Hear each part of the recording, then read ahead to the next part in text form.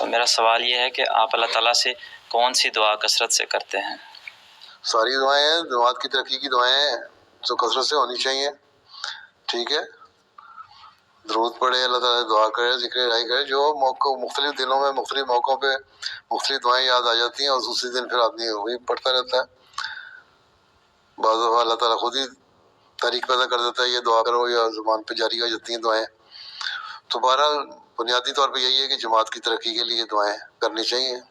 ویسے بھی اصول یہی ہے کہ آپ پہلے اپنے لیے دعا کریں کہ اللہ تعالیٰ آپ کو مضبوط ایمان دے اور اللہ تعالیٰ کی عبادت کا حق ادا کرنے کی توفیق دے، جماعت سے اٹیچ رکھے اور اپنے بیت کا حق ادا کرنے کی توفیق دے، خلافت سے وفا کا تعلق رکھنے کی توفیق دے۔ پھر اپنے گھر والوں کے لیے، اپنے بچوں کے لیے دعا کریں کہ اللہ تعالیٰ ان کو بھی دین سے جوڑے رکھے اور ہمیشہ وہ دین کے خاتم بنے رہیں اور وفا سے اللہ تعالیٰ کے ساتھ تعلق رکھنے والے ہوں، جماعت سے تعلق رکھنے والے ہوں۔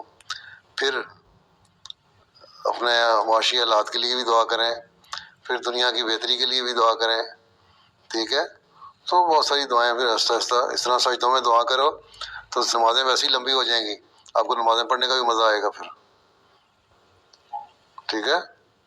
اور جو اسٹوڈنٹ ہیں وہ اپنی پڑھائی کے لیے بھی دعا کریں، ٹھیک؟ جزاک اللہ خیر۔